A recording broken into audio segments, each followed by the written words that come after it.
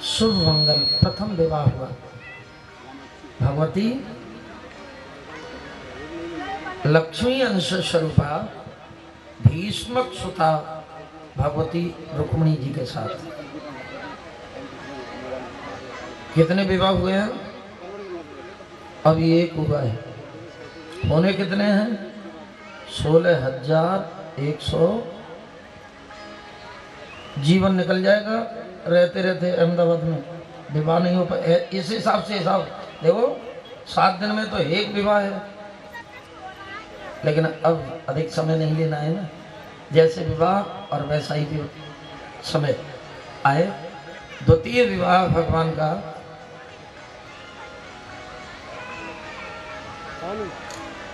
सत्रजित की कन्या सत्यभामा जी के साथ हुआ। भगवान का तृतीय विवाह भालू की बेटी, बोलिए बांके बिहारी लाल की, यहाँ रीछ की बेटी जाऊमती।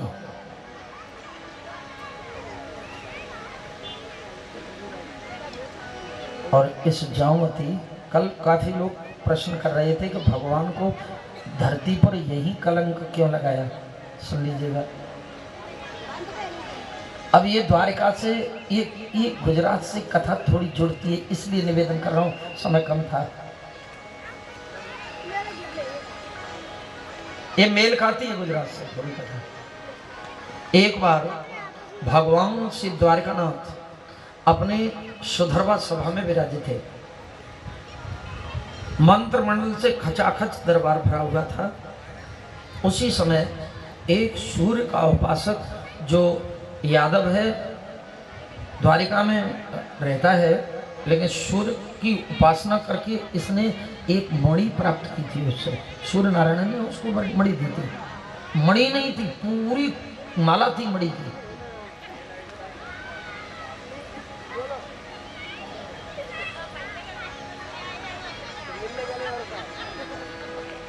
एक 108 भार सोना देती एक दिन में।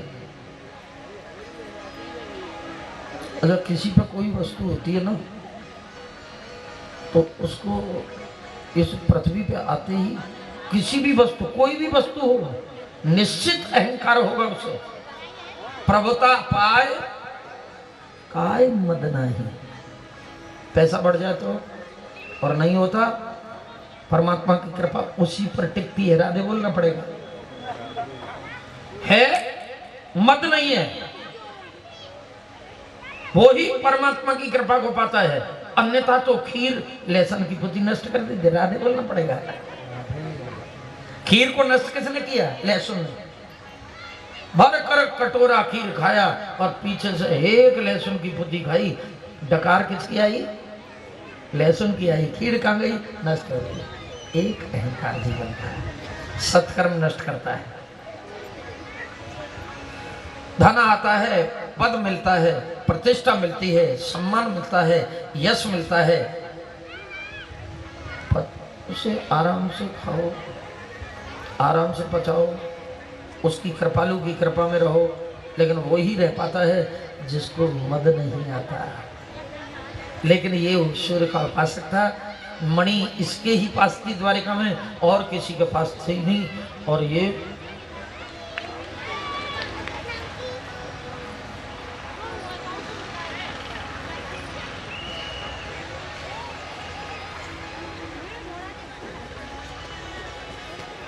एक तोला कितने का था सोना? परिचित 8,400 तोले रोज सोना देती थी। 8,400 तोला गुणा कर दीजिए कि 30,000। प्रेम से बोलो सीधा, इतना तो होगा ना। और 30,000 से 4,000, 8,400 तोला गुणा 30,000, इतना एक दिन में आमदनी है उसकी। क्यों नहीं अभिमान होगा? होगा ही। ओ क्या बोले, मैं द्वारकानाथ से कोई कम हो गया? सीधा पहुंचा भगवान की सभा में, और गया तो ये कंठे को गले में लटका के गया। गले में लटकाने का मतलब है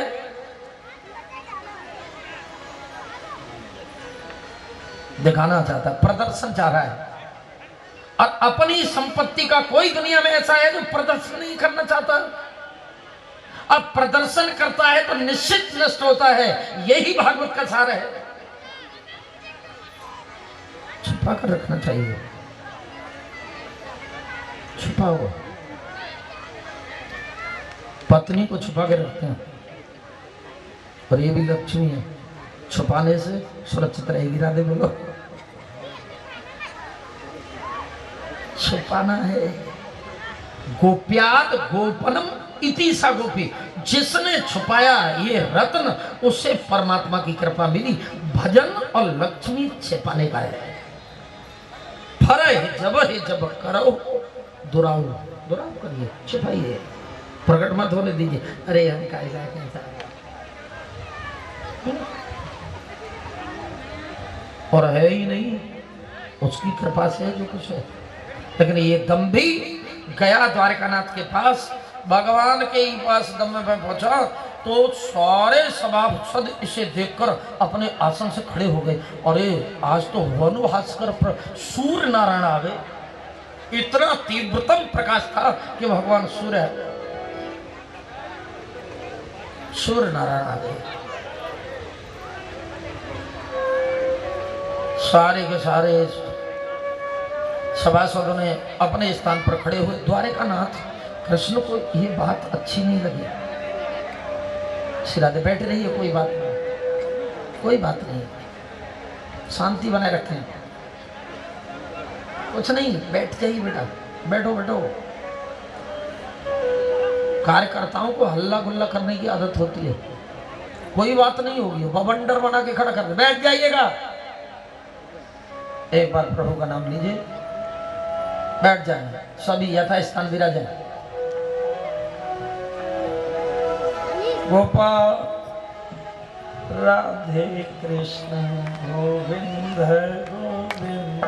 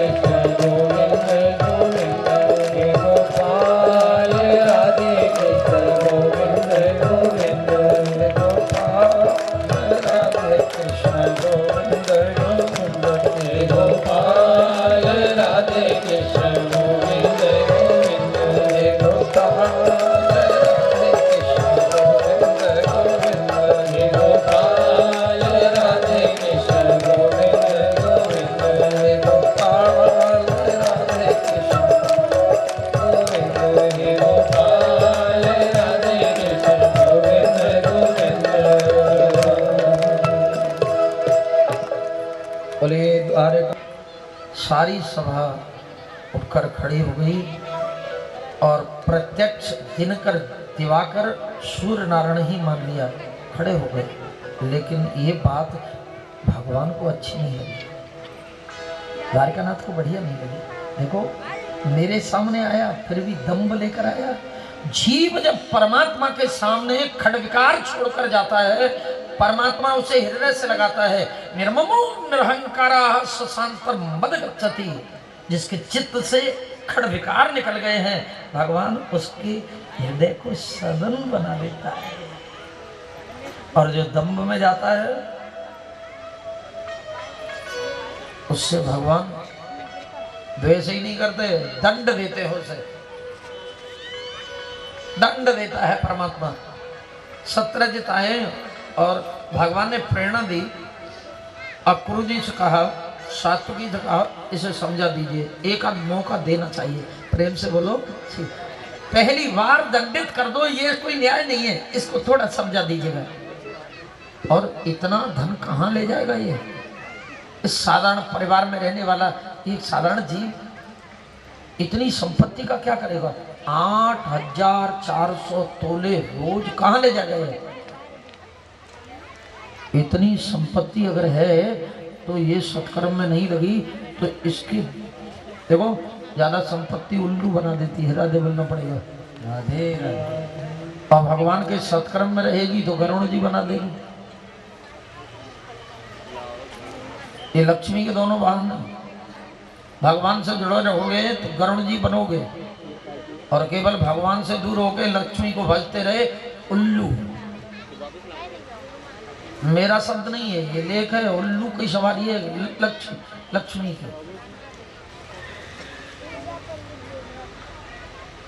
समझाया, अक्रूर जी ले गए, अच्छा नहीं किया सत्यजित, बहुत अच्छा नहीं किया, सब जगह जाते लेकिन भगवान को तो छोड़ दिया। ये इतना दम्भी हो जाता है कि ईश्वर को भी नहीं छोड़ता।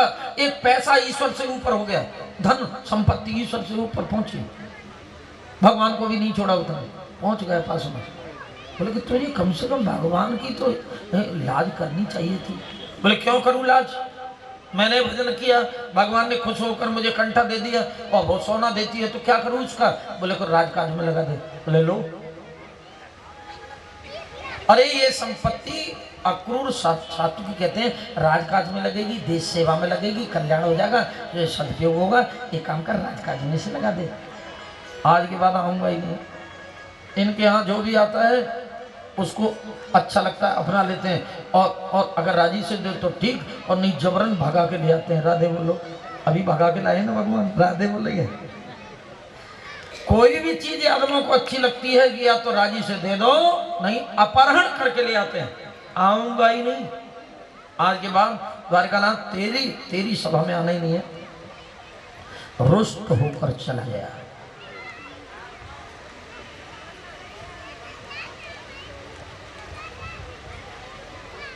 दूसरे दिन सुखदेव जी कहते, राजन परीक्षित, विधाता की गति को कोई मिटा नहीं सकता,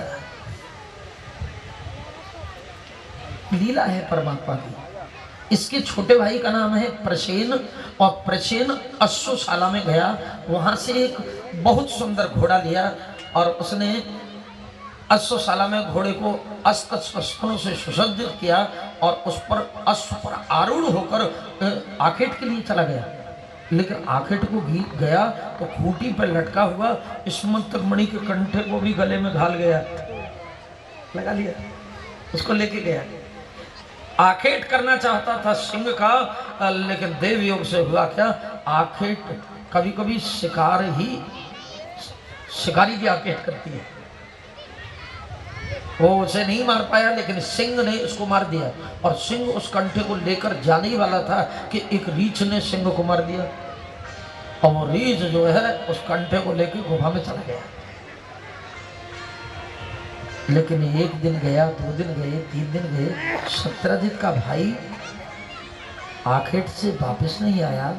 तो सत्यजित विचार करने लगा, आकाश उड़ा ले गया, पृथ्वी निकल गई, मेरा भाई कहाँ चला गया। घटना याद आई द्वारकानाथ के दरबार की।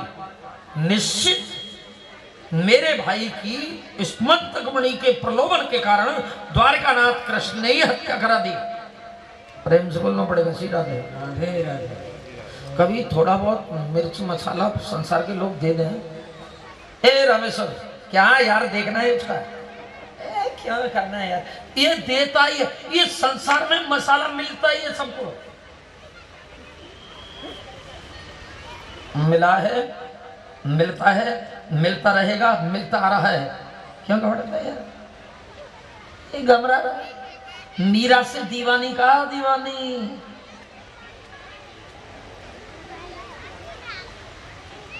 कुल की लाज मिटा दी इसने, महात्माओं के साथ जाती है। किसको छोड़ा है, भगवती सीता को कलंक लगाया गया। और इस पृथ्वी पर परमात्मा कृष्ण को कितने दिन तक चोरी किया ब्रज में कन्हैया। कभी चीर चुराया, कभी माखन चुराया। याद तो इसलिए आती है ब्रज की याद। गोपियों को चित्त चुराया, संतों का चित्त चुराया, आज तक याद आती है और आज तक वो गाते रहते हैं।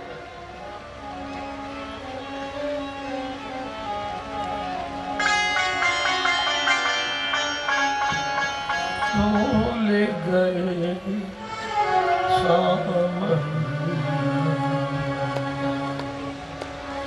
भूल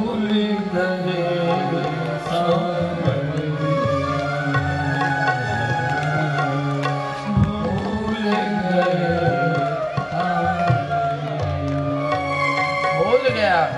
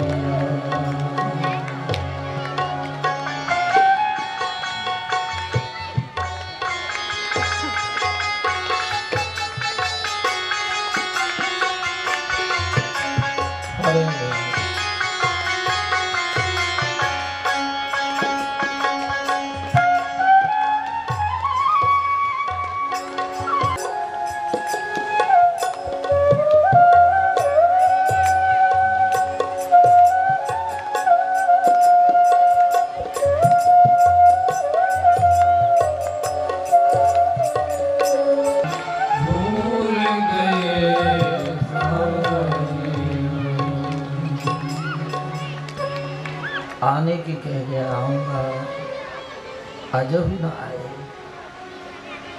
कोई सुध नहीं ली।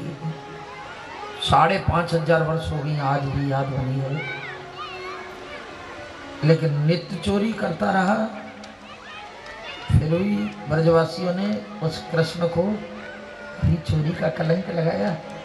आपसे पूछ, कहीं सुना हो कलंक की है तू, तू निर्दोषी है, तूने चोरी की है। आहा ब्रजे वसंतम नवनीत चौरम। ब्रजवासी क्या कहते हैं, नित्य चोरी कर, आजा कन्हैया हमारे हृदय की पापों की चोरी करके ले जा। ब्रजे वसंतम नवनीत चौरम गोपांगनम दुकुलम चौरम अनेक जन्मार्जित पाप चौरम चौराग्रगण्यम पुरुषा। चोरी कर ले ठाकुर, आजा गोविंद। और मैं तो प्रार्थना करता हूं ऐसा चोर सबके घर में आए, चोरी करे, चोरी करे। लेकिन यहां इस वसुंधरा पर, इस गुजरात की भूमि पर, द्वारिका में आकर निर्दोष परमात्मा को स्मृत तक मणि का, कंठे का चोरी रखा। सत्यजित कहता है कि कोई कहे या न कहे, मैं कहता हूं, मेरा हृदय कहता है, मेरे भाई की हत्या द्वारिकानाथ कृष्ण मणि के कारण।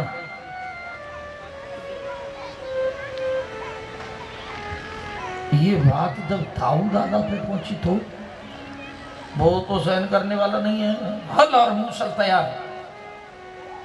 सत्यजित, जीवन प्रिय है तुझे, दादा की वजह से थर थर कांपने लगा।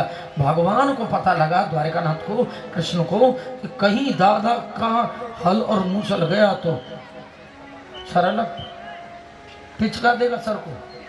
दादा कैसे आया कन्हैया, दंड दूंगा। मेरे भाई को कलंकित किया, निर्दोष कृष्ण को नहीं, उसकी बात की पुष्टि हो जाएगी। मैंने ही ये किया है। दादा दादा ऐसा नहीं करना है। फिर क्या करना है? बोले मैं अपने काले मां के धब्बे को स्वयं धोऊं, और मनुष्य पर जब कोई कलंक लगे, जब कोई दाग लगे, तो उस दाग लगाने वाले को दंड नहीं देना चाहिए। ये कृष्ण का चरित्र निवेदन करता है। हम दंड देकर उसको धोना चाहते हो, धुलेगा ही नहीं। भगवान कहते हैं काले मां का धब्बा अगर समाज दे दे, घर का दे दे, परिवार का दे, पड़ोसी दे, तो उस काले मां के धब्बे को अपनी क्रिया के द्वारा साफ करना चाहिए।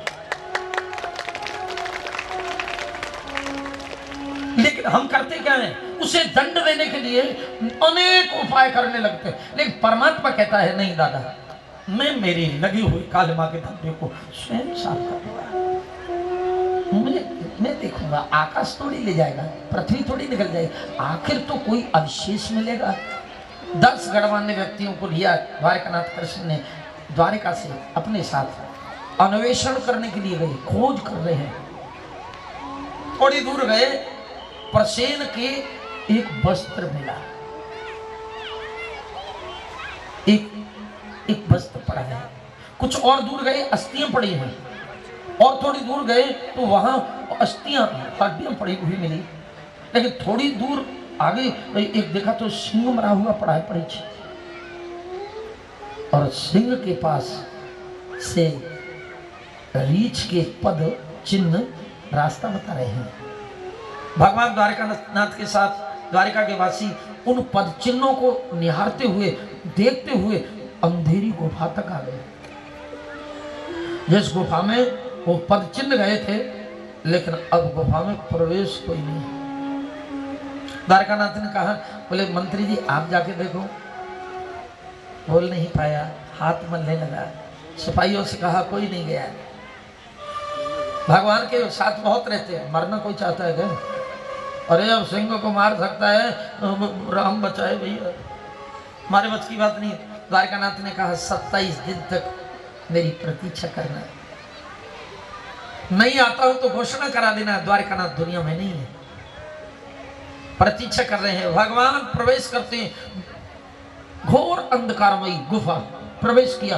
बाहर से तो बहुत अंधकार है, लेकिन अंदर जाके परिचित देखा, अति दिव्य आलोक देखा, एक दिव्य प्रकाश देखा।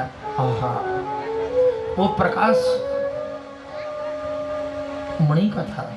एक कन्या उस मणि से खेल रही थी।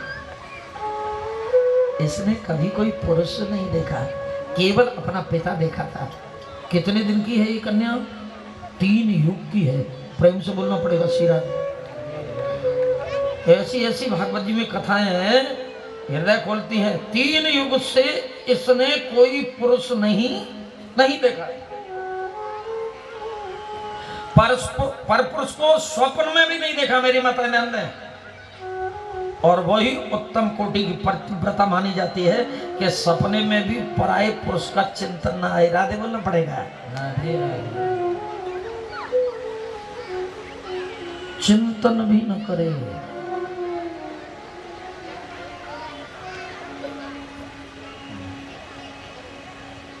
सतयुग गया, त्रेता गया, द्वापर का अंत आ गया। इन्हें ना मिले मन के, विवाही ना करो, बैठी है अभी, कोई मिले बढ़िया पति तो विवाह करो। लेकिन आज पहुंचे, चीख पड़ी, बचाओ बचाओ बचाओ। कौन है? सोते हुए रीछ जागा। और फिर कितनी देर थी, वो टूट पड़ा भगवान के ऊपर। कभी रीछ ऊपर, कभी द्वारकानाथ ऊपर, कभी नीचे, कभी ऊपर, कभी एक एक करके 26 दिन हो गए। भगवान 27वां दिन आया, सत्यराज की खैर नहीं। दाऊ को पता चल गया कि अब वो सूचना दे देंगे